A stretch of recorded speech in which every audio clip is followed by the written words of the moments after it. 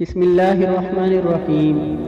حضرت معاذ بن انس رضی اللہ تعالی عنہ سے روایت ہے کہ آن حضرت صلی اللہ علیہ وسلم نے فرمایا، جس نے غصہ کو پی لیا باوجود یہ کہ وہ اس کو نافذ کرنے کی قدرت رکھتا ہے، اللہ تعالیٰ اس کو تمام انسانوں کے سامنے بلائیں گے اور اسے فرمائیں گے کہ وہ حور عین میں سے جس کو چاہے چن لے۔ حدیث حسن ہے۔